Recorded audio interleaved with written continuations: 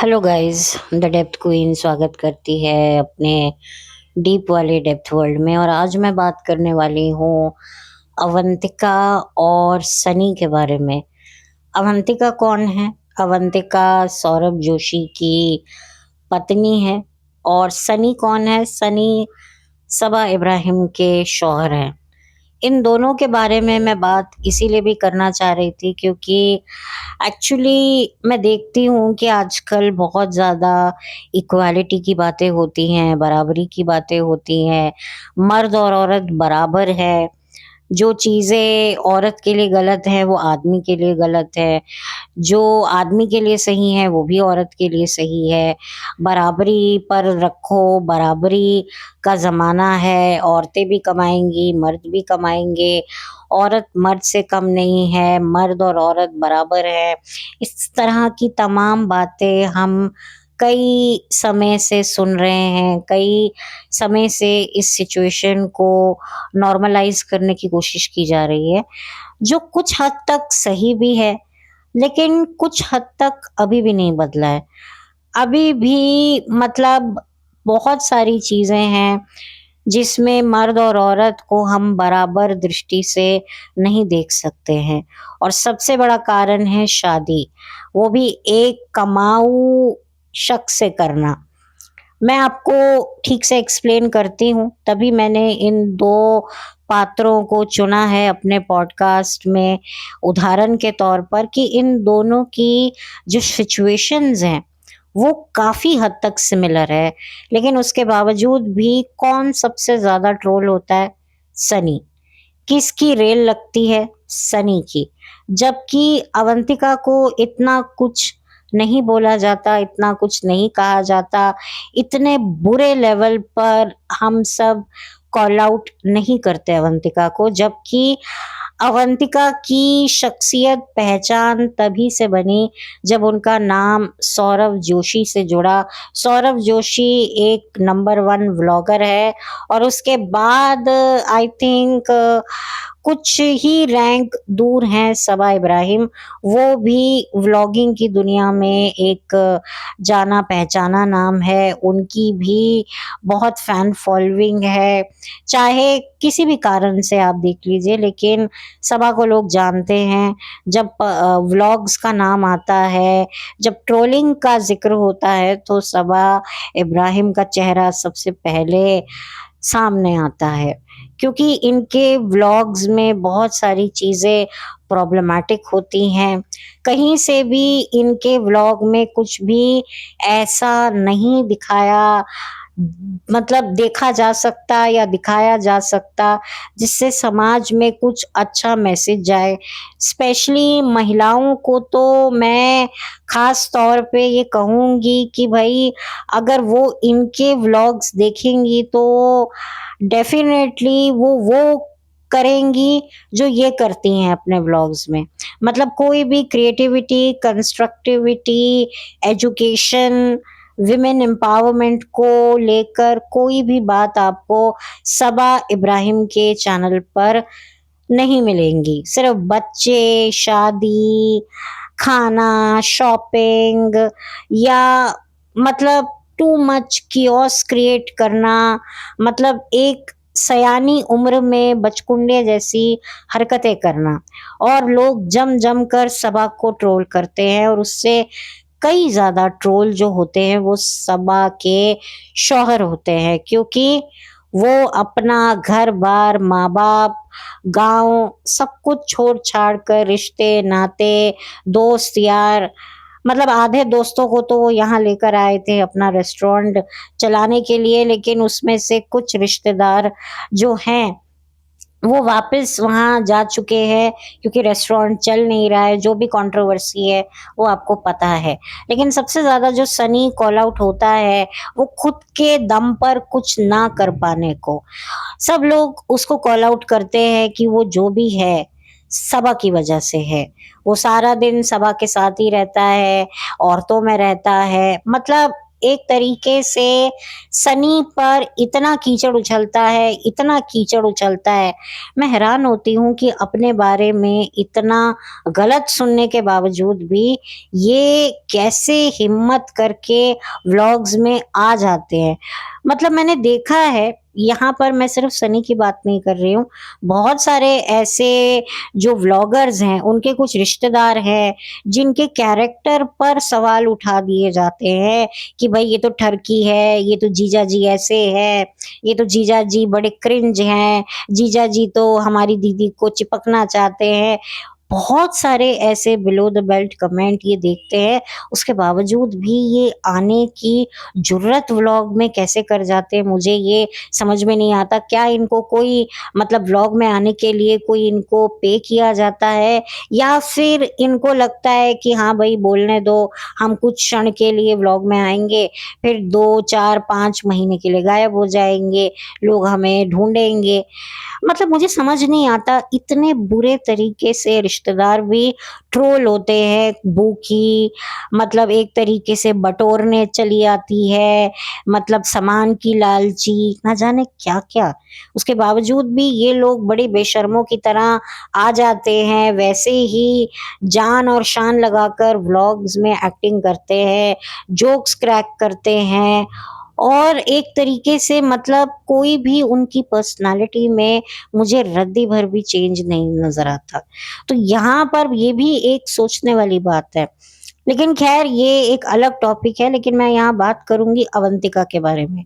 अब जो सौरभ जोशी हैं वो काफ़ी सालों से व्लॉगिंग की दुनिया में नंबर 1 का स्थान बना चुके हैं, और एक वक़्त पर उनके बच्चे फैन्स हुआ करते थे, और आज भी कहीं न कहीं बच्चे उनके व्लॉग्स देखा करते हैं। पहले वो ड्राइंग की वीडियोज़ बनाते थे, फिर धीरे-धीरे उन्होंने फैमिली व्लॉगिंग शुरू करी, और फैमिली व्लॉगिंग एक तरीके से उन्होंने इतनी फ़ेमस कर दी कि हर कोई, जहाँ तक मुझे लगता है कि सौरभ जोशी का भी एक बहुत बड़ा हाथ है फैमिली व्लॉगिंग का, क्योंकि वो अपने जो रिश्तेदार हैं जिनको दिखाकर उसने इतनी कामयाबी पाई है, इतना पैसा बटोरा है, उसने उन पैसों का खर्च अपने रिश्तेदारों पर भी किया है, उनको कंपनसेट भी किया है, और ये उनके रिश्तेदारों के व्यवहार से नज़र भी आता है, उनके हाव-भाव, जिस तरीके की लाइफ़स्टाइल वो मेंटेन करते हैं, उनके बच्चे, हर किसी का अपना एक चैनल है, सब लोग काम कर रहे हैं। एक तरीके से रोलिंग इन मनी जो ये डेफिनेशन है, ये इस व्लॉगर के बहुत मतलब देखकर मुझे लगता है बनाई हुई है, क्योंकि वाक़ई Saurabh Joshi actually rolling in money.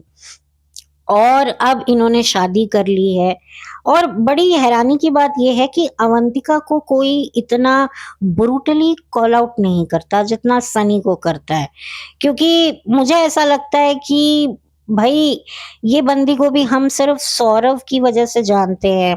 अब बहुत से लोग कहते होंगे कि भई ये सौरभ का पूरा अकाउंट्स वग़ैरह सँभालती है। भई सँभालता तो पैसा सनी भी है, सनी तो बाकायदा रेस्टोरेंट भी चलाता है। तो ये बंदी क्या करती है? ये बंदी कुछ पढ़ाई-वढ़ाई कर रही थी, अब कर रही है, नहीं कर रही है, मुझे नहीं पता, क्योंकि मैं सौरभ के व्लॉग एक दिन भी झेल नहीं सकी। मैंने देखने की कोशिश करी, मुझे पल्ले ही नहीं पड़े, मुझे समझ ही नहीं आया। थोड़ा बहुत जो इधर-उधर से मैं क्लिपिंग्स के ज़रिए इंस्टाग्राम पर इनकी रील्स वगैरह, इनके जो फैन पेजेज़ हैं, बनाते रहते हैं शॉर्ट्स के माध्यम से, रील्स के माध्यम से, तो मुझे पता चलता रहता है कि अच्छा सौरभ जोशी के यहाँ ये हो रहा है, कभी ये अपनी फैमिली को नचवा रहा है, तो कहीं ये सौरभ जो है अपनी बीवी के ऊपर एक डेडिकेटेड गाना भी बना दिया इसने, अवंतिका कहाँ है? तो ये गाना बनाने में, लिखवाने में, म्यूज़िक इसमें पिरोने में काफ़ी अच्छा पैसा इसने बहाया होगा, एक पब्लिसिटी करने के लिए कि भई लोग जो हैं बात कर रहे हैं, तो इस बात पर भी मैं कंटेंट बनाऊँगा। मैं हर तरीके से जो है पब्लिक को एंगेज रखूँगा। मतलब वैसे मैं एक बात बोलूँ, ये सौरव देखने में बच्चा सा लगता है, इसने अपने आप को एक बच्चे की तरह ये प्रेज़ेंट करता है, जबकि ये पति बन चुका है, लेकिन पति का एक भी गुण इसमें मुझे नहीं दिखाई देता फ़िज़िकल वाइज़, कि भई जब आपकी ज़िंदगी में एक औरत आ जाती है, तो आपके हाव-भाव में काफ़ी परिवर्तन आ जाता है, औरत के भी आता है। लेकिन यहाँ इसकी बीवी भी मतलब एक तरीके से मतलब मैंने पहले भी सौरव पर और उसकी वाइफ पर मैं 2 वीडियो निकाल चुकी हूँ, 2 या 3 आई गेस 2 ही वीडियो मैंने निकाले हैं और सच में मैंने बताया कि ये दोनों पति-पत्नी तो लगते ही नहीं हैं। अब आप देखिए कि कोई भी गैरतमंद पढ़ी-लिखी लड़की सौरव से क्यों शादी करेगी? देखिए अब लोगों को ये मैसेज जाएगा कि भई डेब्ट क्वीन लुक्स की बात कर रही है, फिज़िक की बात कर रही है। देखिए मैं एक पर्सनैलिटी की बात कर रही हूँ। नो मैटर हो सकता है ये बंदा पर्दे के पीछे कुछ डिफरेंट पर्सनैलिटी हो इसकी, लेकिन ये जिस तरीके से अपने आप को प्रेज़ेंट करता है, अभी भी ये वैसे वाला ही सौरव बना हुआ है। इसको लगता है कि भई मेरी ऑडियंस जो बचकुंडी ऑडियंस है, वो मुझसे कनेक्ट रहे, लेकिन ऐसा नहीं होता। कोई भी लड़का जब शादी करता है, तो उसके हाव-भाव में, उसकी पर्सनैलिटी में बहुत चेंज आते हैं। भई वो एक आदमी, एक मर्द टाइप की उसकी पर्सनैलिटी हो जाती है, उसके हाव-भाव। लेकिन यहाँ पर सौरव वही बच्चों की तरह मुझे सौरव को देखकर लगता है कि मैं एक 16 साल के लड़के का व्लॉग देख रही हूँ। मुझे एज़ अ फीमेल देखकर ये लगता ही नहीं है कि मैं किसी मैच्योर लड़के का देख रही हूँ। मतलब उसके मतलब कोई भी लड़की अगर चलो मान लो सौरव की मैं इसी पर्सनैलिटी को देखती हूँ और चलो माना कि असल ज़िंदगी में भी वो ऐसा ही है। तो कोई भी पढ़ी-लिखी ग्रेजुएट लड़की को देखकर भले ही आपकी अरेंज मैरिज है, अरेंज मैरिज में तो लुक्स सबसे पहले देखी जाती है। लव मैरिज तो एक अलग चीज़ है कि भई नेचर है, आप उसको जानते हो, वो आपका अच्छा दोस्त है या वो आपकी अच्छी दोस्त है। तो एक आपको एक लगता है इवन जो अवंतिका है, वो भी बहुत ही मतलब ऐसा लगता है स्कूल गोइंग 12वीं में पढ़ती है और स्कूल ड्रेस मतलब जो लड़कियाँ होती हैं, कहाँ से शादी, कहाँ से बीवी। मतलब लिटरली मुझे डे 1 से लगता है कि ये जो शादी हुई है, ये सिर्फ़ एक व्लॉगिंग को थोड़ा और बूस्ट देने के लिए, एक कंटेंट के लिए, अदरवाइज़ मतलब कि अवंतिका को कोई कॉल आउट क्यों नहीं करता कि भई सिर्फ़ लड़के का पैसा देखकर आ गई है। क्या है, ना कोई केमिस्ट्री है, ना किसी तरीके की मैंने पहले भी कहा था केमिस्ट्री का मतलब चिपकना नहीं होता। वो आपको बॉडी लैंग्वेज ही बता देता है, वो अट्रैक्शन, वो इन्फैचुएशन नई-नई शादी में हस्बैंड वाइफ दूर भी बैठे होंगे ना, तो भी आप उनके हाव-भाव से मेक आउट कर लोगे कि वो कितने एक-दूसरे के प्रति अट्रैक्ट है। लेकिन यहाँ पर पता नहीं शायद सौरव ऐसी हरकतें जानबूझ के करता है कि लोग उसको जो है वो रेज बेटिंग करें या जो भी गुस्सा करें, कॉल आउट करें क्योंकि ये बंदा बहुत बड़ा मास्टरमाइंड है। ये देखने में थोड़ा-सा पुचकू-टुचकू टाइप का लड़का लगता है, लेकिन पैसा कमाना इसको बहुत अच्छे से आता है। तो दिमाग तो इसका भैया बहुत तेज़ है। ऑफ़ कोर्स इसके पास एक अच्छी खासी टीम भी होगी। लेकिन अवंतिका के लिए कोई भी नहीं कि देखो पति के पैसे पे पली है, पति का पैसा देखा है, करती क्या है, घर में रहती है, सारा दिन क्या करती है, ना कोई पर्सनैलिटी है, ना कुछ है। सनी की तो एक-एक बात पर उसको कॉल आउट किया जाता है। लेकिन अवंतिका को इतना ब्रूटली ट्रोल क्यों नहीं किया जाता कि वो औरत है, भई औरत को कमाकर खिलाना पति का राइट है। लेकिन औरत पति को कमा के नहीं खिला सकती, है ना? एक मर्द जो है वो अपनी हट्टी-कट्टी बीवी को जो है कमाकर खिला सकता है, लेकिन औरत नहीं खिला सकती। ये आप देखिए ये कितनी मतलब आप कैसे इसको इक्वालिटी की बात कर रहे हैं, इक्वालिटी की बात हो ही नहीं सकती है। इक्वालिटी की कोई बात नहीं हो सकती है। मैंने हमेशा से कहा है कि अगर एक औरत मर्द की तरह अपनी लाइफ लीड करती है, तो कहीं न कहीं उसको एप्रिसिएशन मिलता है। लेकिन अगर कोई मर्द औरत की तरह अपने इमोशंस या रोता भी है ना पब्लिकली, तो उसको सब एकदम मतलब आप कह लो उसकी इंसल्ट करने लग जाते हैं। अरे तू रो क्यों रहा है? तू लड़की है क्या? लड़के रोते थोड़ी ना है। तो क्या छोटी-छोटी बात पे लड़कियों की तरह रोने लग जाता है? मतलब एक लड़की बोलकर एक गाली की तरह इस्तेमाल किया जाता है। मतलब अगर कोई लड़की 4 लड़कों में बैठी है, तो इतनी जल्दी उसको जज नहीं किया जाएगा, लेकिन एक मर्द 4 औरतों में बैठा है, तो हमारे में यहाँ उसको बोला जाता है रंजनाना, कि ये तो औरतों में ही घुसा रहता है। तो उसके ऊपर बहुत सारे सवाल निशान खड़े कर दिए जाते हैं, उसकी सेक्सुअल प्रेफ़रेंसेस पर भी क्वेश्चन उठने लग जाते हैं। तो बहुत सारी बातें हैं। ये जो मैरी कॉम का जो किस्सा हुआ था, मैंने तब भी बोला था कि भई मतलब कितना भी कर लो, मर्द और औरत के लिए चीज़ें कई जगहों पर बराबरी नहीं हो सकती है। कोई भी औरत हट्टे-कट्टे पति को कमाकर नहीं खिला सकती। इवन औरत कुछ ऐसी भी होती हैं, जो बिस्तर पे पड़े पति को भी छोड़ देती हैं। आप लोगों ने देखा होगा अगर पति रिटायर हो जाता है, तो वो औरतें पतियों की इज़्ज़त करनी बंद कर देती हैं। वो कहती घर पे क्या कर रहे हो? सारा दिन टीवी देखते रहते हो, चलो मेरे साथ बर्तन मांजो, चलो मुझे सब्जी काट के दो, क्या कर रहे हो? जब देखो तो बैठे रहते हो फ़ोन लेकर, चलो आओ मेरे को ये बर्तन धोने में हेल्प करो, क्या कर रहे हो?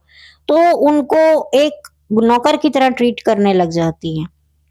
तो ये बात होती है, ठीक है, कई मर्द भी अपनी बीवियों को ऐसे पड़े पसरे हुए नहीं बर्दाश्त कर सकते, लेकिन वो इतना नहीं करते, वो डिवोर्स नहीं माँग लेते कि भई मेरी बीवी कमाती नहीं है, मेरी बीवी कुछ काम नहीं करती है घर का, तो मैं इसको डिवोर्स दे रहा हूँ। लेकिन औरत मैंने तो कई ऐसी औरतें देखी हैं जो अपने पतियों को छोड़ देती हैं कि भई सारा दिन जो है मंजी पे बैठा रहता है अपनी माँ के साथ, कुछ कमाता-धमाता तो है नहीं, तो फिर बेटर है कि मैं इस नल्ले के साथ क्यों रहूँ।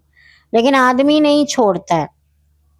आप लोगों ने देखा होगा कि अगर किसी मर्द को कोई इश्यू है जिसकी वजह से वो बच्चा पैदा नहीं कर पा रहा है, तो औरत उसको छोड़ सकती है कि भई ये मर्द मेरे किसी काम का नहीं है, ये मुझे औलाद नहीं दे सकता, मुझे इस मर्द की कोई ज़रूरत नहीं है। लेकिन अगर कोई मर्द किसी ऐसी औरत को छोड़ दे जो बच्चा पैदा नहीं कर सकती, तो समाज उसको पापी, दरिंदा, दुष्ट कहेगा कि तूने एक नारी का अपमान कर दिया, एक नारी की तूने बेइज़्ज़ती कर दी। तो इक्वालिटी कहना, मानना वो बहुत फ़र्क की बात है, क्योंकि आज भी जो चीज़ें औरतों के लिए बनी हैं, हम चाहते हैं कि वो औरत ही करती रहे और जो मर्दों के लिए बनी हैं, वो हम चाहते हैं कि मर्द करते रहें। तो ये जब हम इक्वालिटी की बात करते हैं तो किस मामले में इक्वालिटी? उसकी भी बताना चाहिए। जब आप चाहते हो कि भई बराबरी हो, दोनों काम करें, तो फिर वही वाली बात होती है ना कि एक अगर घर पे बैठा है, चलो पति ही क्यों ना बैठा हो, तो फिर उसको एक्सेप्ट करें जैसे आदमी एक्सेप्ट करता है जब औरत प्रेग्नेंट होती है, कुछ काम नहीं कर सकती है, वो कमाने नहीं जा सकती है, वो कहती है मैं ब्रेक ले रही हूँ, तो हस्बैंड एक्सेप्ट कर लेता है कि चल यार ठीक है, ये नहीं जा पाएगी, अब ये बच्चा सँभालेगी। लेकिन कोई आदमी जब बच्चे को सँभालने की खातिर घर पे बैठ जाता है ना, तो उसकी बीवी उसकी कदर छोड़ो, करे या ना करे, उसके खुद के लड़के के माँ-बाप उसकी कदर नहीं करते कि तू कर क्या रहा है? तू घर पे बैठा हुआ बच्चे सँभाल रहा है, तुझे हमने इसीलिए पढ़ाया-लिखाया था कि तू घर पे बैठकर बीवी काम पे जाए और तू बच्चे सँभाले। यही अगर एक औरत अपना करियर सैक्रिफाइस करती है, बच्चे सँभालने के लिए तो ओ हो हो! उसके माँ-बाप लड़की के कभी नहीं बोलते। वेरी रेयर कि भाई तुमने इसीलिए शादी की थी। मतलब क्या? मतलब हमने तुम्हें पढ़ाया-लिखाया किस लिए? कि तुम बच्चे पैदा करके घर पे रहो। तो ये इक्वालिटी कुछ भी नहीं होती है। मैं देखती हूँ इक्वालिटी, फेमिनिज़्म ये बहुत ही टेढ़ी चीज़ें हैं, जिसको ठीक तरीके से सीधा कर समझने की सबसे पहले ज़रूरत है। लेकिन फेमिनिज़्म का झंडा कि भई बराबर है, मर्द और औरत किसी से कम नहीं है, लेकिन बहुत सारी चीज़ें हैं डूड, जो हम खुद ही बोलते हैं कि भई अगर कोई लड़की छोड़ना चाहती है कि नहीं भई मैं शादी के बाद अपना प्रोफ़ेशन छोड़ दूँगी, मैं घरेलू बनूँगी, मुझे घर सँभालना है, बच्चे सँभालूँगी, मैं काम नहीं करूँगी। तो अगर कोई आदमी बोले कि यार तुम काम करो, तुम पैसा कमाओ, तो बस औरत को लगने लगता है अरे ये तो मेरे साथ ज़ोर-ज़बरदस्ती कर रहा है, मुझे फ़ोर्स कर रहा है। लेकिन यही चीज़ अगर आदमी करे शादी के बाद, "अरे! आप दूर क्यों जाते हो?" जब शादी का रिश्ते वग़ैरह आते हैं, तो पूछा जाता है लड़का कितना कमा रहा है? कभी लड़की की कमाई इतनी देखी जाती है? अगर लड़का लड़की की कमाई ज़रा पूछता है तो क्या जवाब आता है, क्या दिमाग में आता है लड़की वालों के कि लड़का लालची है। उसको हमारी बेटी का पैकेज दिख रहा है। जबकि सबसे पहले लड़की वाले लड़के का पैकेज पूछते हैं कि लड़का कितने लाख का उसका पैकेज है। तो ये कुछ बातें होती हैं जो मतलब आज भी रहेंगी और आगे भी चलकर रहेंगी। मतलब कुछ चीज़ें होती हैं, मतलब जब कोई बिल पे करने की बारी आती है, तो भई अगर कोई लड़का कहता है कि भई इक्वली पे करो, तो कई लड़कियों को बुरा लगता है कि भई इक्वल क्यों पे करें? लड़का हमें लेकर गया है, वो हमें पे करे। कभी किसी सुना है कि कोई लड़की ही लड़के का सारा बिल पे कर रही है? और अगर कोई लड़की किसी लड़के का बिल पे कर भी रही है, हाय बेचारी देखो अभी से ही बॉयफ्रेंड बोझ बन गया है। तो ये बात होती है। आप देखिए ना सेलिब्रिटीज़ में भी कोई अगर सेलिब्रिटी औरत किसी लेस फेमस लड़के से शादी करे, तो कैसे कहते हैं, "अरे! लड़की अपनी ज़िंदगी बर्बाद कर रही है। अरे! लड़का करता क्या है? क्या ये करता है?" अगर कोई बहुत बड़ा सेलिब्रिटी, मेल सेलिब्रिटी किसी अननोइंग लड़की से, फीमेल से शादी करे, तो एक स्ट्रगलर है, तो उसको इतना ज़्यादा कॉल आउट करके भी नहीं कॉल आउट किया जाता। ठीक है, अब लोग शायद करते हैं थोड़ा बहुत लेकिन इतना ज़्यादा ब्रूटल तरीके से नहीं उनको ट्रोल किया जाता है। देखिए, पैसे की ज़रूरत सबको होती है, चाहे मर्द हो, चाहे औरत हो, हर कोई गिमिक खेलता है। लेकिन वही वाली बात है कि मर्द इस मामले में पकड़ में थोड़े ज़्यादा जल्दी आ जाते हैं और औरतें कम आती हैं। अगर गोल्ड डिगर मर्द है तो औरत भी है। लेकिन मर्द गोल्ड डिगर को एक अलग लेवल से क्रिटिसाइज़ किया जाता है और एक औरत गोल्ड डिगर जो होती है, ठीक है, उसे भी क्रिटिसाइज़ किया जाता है, बट इतने ब्रूटल तरीके से नहीं किया जाता है। और अगर किया जाता है तो अरे विमेन की डिग्निटी, अरे आप दूर क्यों जाते हो? अगर किसी केस में कोई सेलिब्रिटी की डेथ, फीमेल सेलिब्रिटी की डेथ में किसी मेल उसके बॉयफ्रेंड का हाथ होता है, तो उसको पहले ही अत्याचारी, दानव पता नहीं क्या-क्या घोषित कर दिया जाता है। उसको घोषित ही कर दिया जाता है कि इसी ने किया है। लेकिन अगर किसी मेल सेलिब्रिटी की डेथ होती है अनसर्टेन और उसका इल्ज़ाम किसी फीमेल पर आता है, उसकी गर्लफ्रेंड पे आता है, तो अरे, अरे! अभी कुछ साबित नहीं हुआ है, अभी आपने कैसे उसको क्रिमिनल घोषित कर दिया है? पहले साबित तो करो कि वो गिल्टी है। तो ये बातें तो देखो ना, ये तो हमारे सामने है। मैं इन बातों को मतलब अपने से तो बना ही नहीं रही हूँ। आप लोगों ने देखा होगा।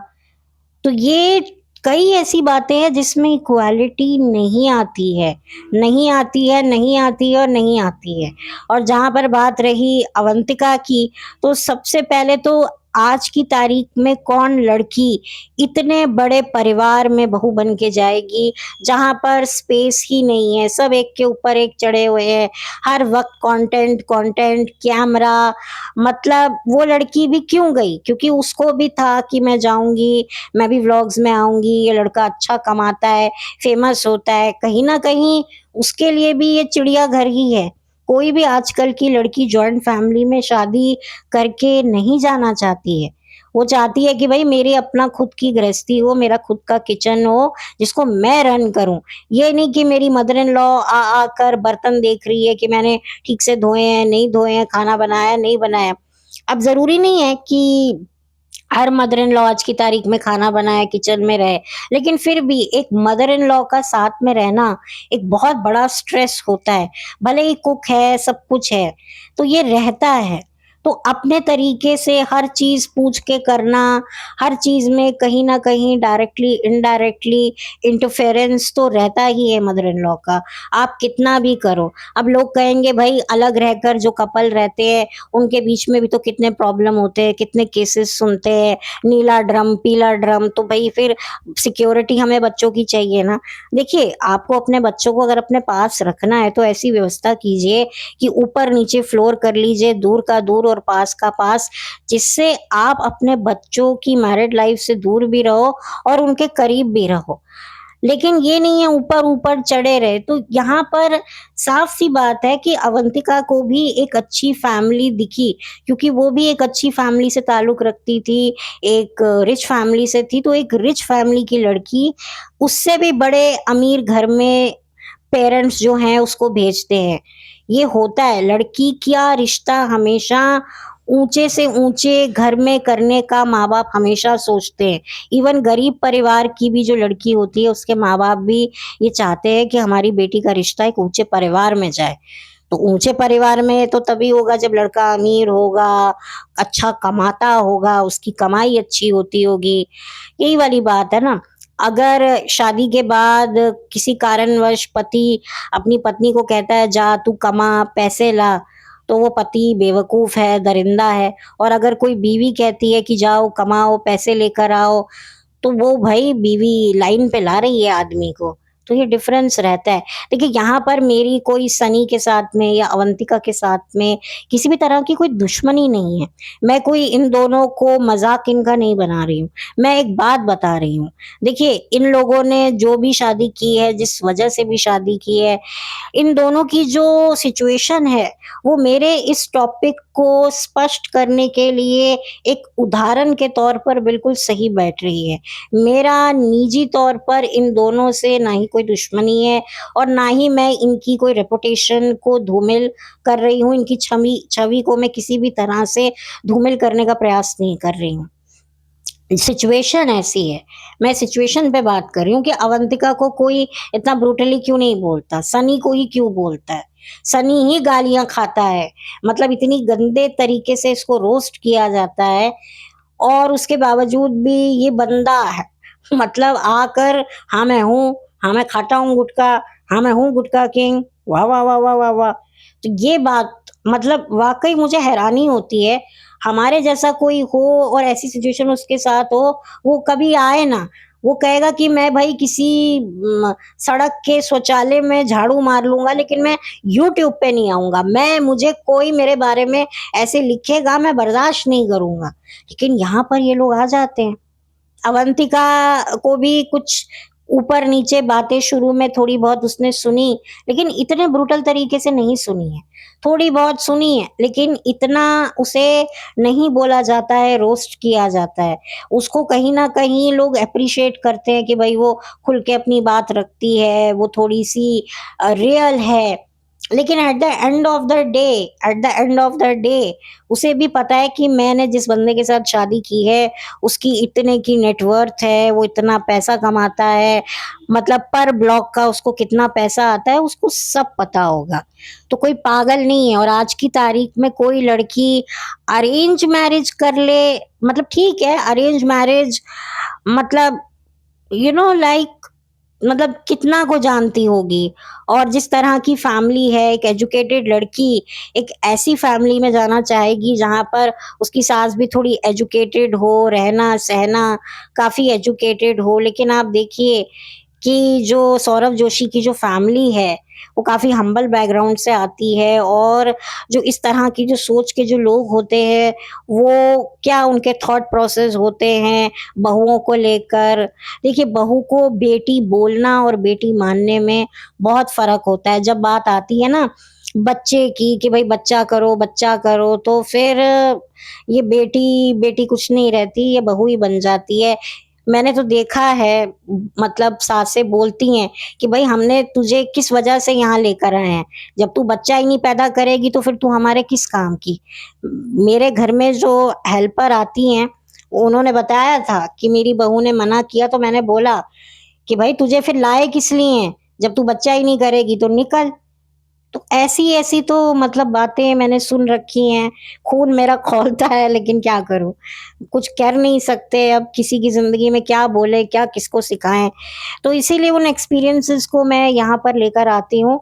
तो वन्स अगेन मेरा कोई अवंतिका के साथ में या सनी के साथ में कोई मैं उनके लिए कोई हेट क्रिएट नहीं कर रही हूँ। मैंने एक एग्ज़ाम्पल दिया है क्योंकि वाक़ई अवंतिका की भी सिचुएशन काफ़ी मतलब मतलब सोचने वाली है कि कोई भी लड़की, पहली बात तो इतनी जल्दी शादी आजकल लड़कियां करती नहीं, और अगर करती भी हैं तो भी वो चाहती हैं, उनको एक फ्रीडम चाहिए कि भाई एक स्पेस चाहिए, एक मैरिज में एक हस्बैंड के साथ एक मी टाइम चाहिए, एक अटेंशन चाहिए। लेकिन आप खुद ही देखिए कि अवंतिका ये सब कुछ बर्दाश्त कर रही है, किस वजह से बर्दाश्त कर रही है?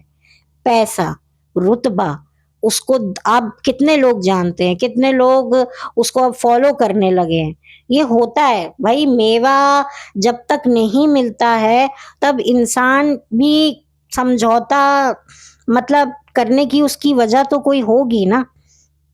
फिर आगे जाकर देखो क्या होता है क्या नहीं होता है। बट अवंतिका को इतना नहीं बोला जाता है, ठीक है। अब मेरे को देखो सनी प्रॉब्लमैटिक होगा, उसका व्यवहार जो है, वो करता है हरकतें, वो एक अलग मैटर है, मैं उस पे बात ही नहीं कर रही। अवंतिका क्या करती है व्लॉग्स पे, मैं उस पे भी बात नहीं ज़्यादा करती। मैं बात करती हूँ दोनों की सिचुएशन पर, कि दोनों को किस तरीके से आम जनता देखती है, किस पर ज़्यादा तीखी नज़र जनता की रहती है और किसकी थोड़ी कम तीखी रहती है, किसके ऊपर थोड़ी मीठी रहती है। तो मैं इस सिचुएशन को आप लोगों के सामने रख रही थी, और कोई मेरा कोई और इरादा नहीं था। तो चलिए इसी के साथ अब मैं इस पॉडकास्ट का अंत करती हूँ, और जब तक इस पॉडकास्ट का अंत नहीं करूँगी तो एक और पॉडकास्ट की शुरुआत कैसे कर पाऊँगी। तो बस मिलूँगी आपसे बहुत जल्दी, और बताइएगा आपको ये मेरा टॉपिक कैसा लगा। एक कोशिश है, देखिए मैं तो चाहती हूँ कि मर्द और औरत को बराबरी का दर्जा मिले, लेकिन बहुत सारी ऐसी सिचुएशंस है जहाँ पर थोड़ा-सा हमें खुला विचार रखना पड़ेगा, तभी जो है ये मर्द और औरत में हम समानताएँ, बराबरी, इक्वालिटी कर पाएँगे। अदरवाइज़ अगर हमें यही करना है, हमें यही चाहिए, हमें इसी में बिलीव है, तो फिर हमें ये इक्वालिटी की बातें नहीं करनी चाहिए। सिंपल सा मेरा मतलब है, और कोई मतलब नहीं है।